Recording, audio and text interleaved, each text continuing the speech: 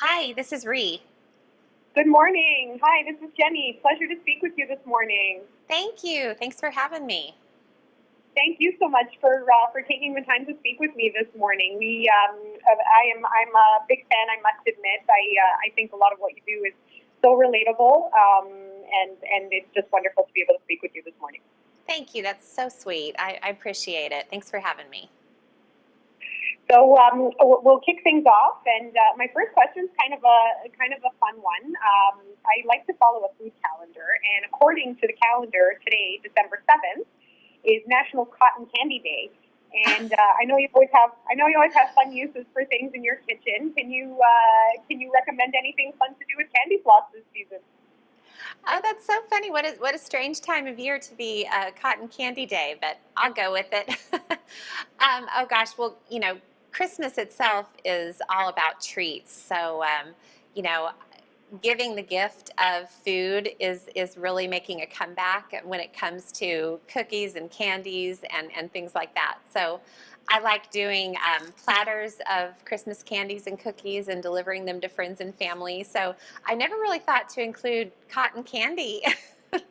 Maybe you could do a bed of cotton candy and put the cookies and fudge on top of it. But only if you That would be a deliver on this day, right? that would be a ton of fun. So you kind of led into another question with mentioning that food gifts seem to be really trending as a hot item in terms of gifting. And I personally love giving food gifts and receiving food gifts. Me too. So aside from the homemade goodie platters that you prepare, what else would you recommend in terms of food gifts?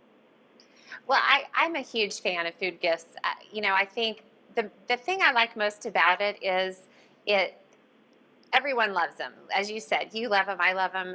And I think it's because the person who's gifting you the food, you know that they took time to make the things and put it together for you. And it's not really about the financial investment, it's just about the gift of time. And so I think it's a really, really special way to spread holiday cheer, and it's a lot of fun to put the things together. My plan this year, I have a holiday line with Walmart, and it's the foundation of it is holiday dinnerware.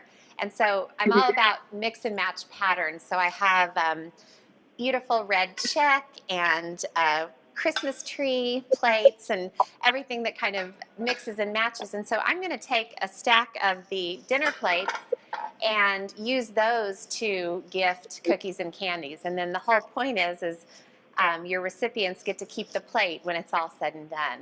And it's kind of an affordable way to give a gift without being too extravagant. It's a little bit of a bonus when all the fudge is gone.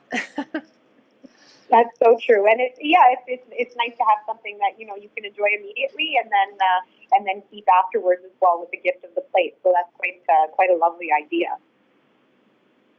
Yeah, and you can do little spins on it. You can make party mix and take bowls from the line and wrap them up in bowls. And I think there's so many different ways you can go about it. Little ramekins you can fill with fudge, and it's great for teachers or neighbors or really anybody that you want to give a gift to that you don't really know what to get.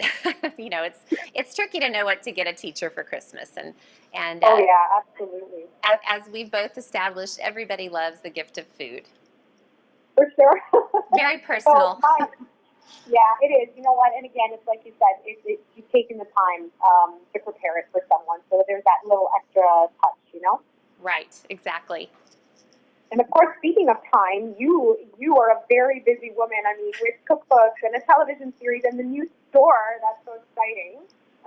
when do you find time to do it all? And how can you recommend that all of us busy people still find time to enjoy the holidays and do the entertaining and keep the spirit of the season alive?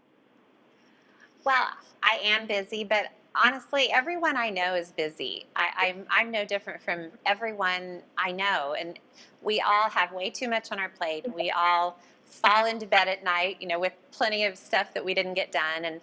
But around Christmas time, of all the times of the year, I think it's a time that we really just need to find ways to embrace what's going on around us and not get caught up on, in the chase or the hunt for the perfect gift. And so, one thing I try to do when it comes to family gatherings at my house, which are almost always centered around food or a meal, is I plan ahead. And I'm not talented enough to do all the shopping, prep, cooking, setting the table, everything in the 24 hours leading up to my event.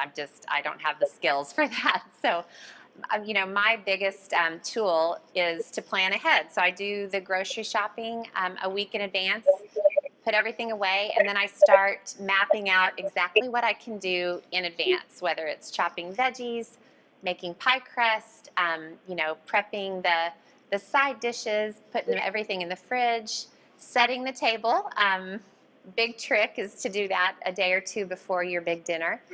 And then when it comes time for the big day, you're not stressed out and you're not making everyone's life miserable.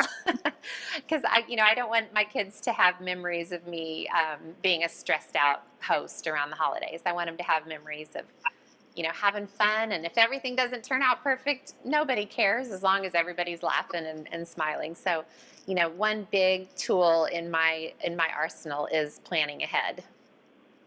That's a brilliant strategy, actually, and I guess in sort of keeping along that vein, keeping a pantry stocked with sort of some key items would probably follow along that. Is there anything that you like to make sure you always have on hand for the holidays? Oh, yes. Aside from the ingredients that I need for the meal, I try to have things that I can pull out if unexpected company comes over, or if my friends bring their friends over. So I have, different crackers and little crostini. I have plenty of blocks of cream cheese in the fridge. And then I have a shelf in my pantry totally dedicated to jellies and chutneys and things. So the point is, if someone comes over and a snack is needed really quickly, I just put a block of cream cheese on a pretty plate and crack open a jar of jelly and spoon it over and maybe do a little garnishing of chives or whatever green I have in my fridge, and then put a little dish of crackers, and then that took all of 5 minutes, if that. And so anything I think of like that I can just have on hand, pickles and olives, just something that you can easily pull out without a lot of prep. That's wonderful. Well, you've provided us with some fantastic tips for entertaining and prepping for the holiday season. Is there, if anybody is interested in sort of getting a little bit more from you, where are the best places to source some more of your fantastic tips? Well, I've got tips and recipes and videos on walmart.com/thepioneerwoman and thepioneerwoman.com. Wonderful. Well, Ree, thank you so much. I really enjoyed speaking with you this morning, and thanks for taking the time to speak with me. And looking forward to more from you, and wishing you a very happy holiday. Thank you so much. Have a wonderful month.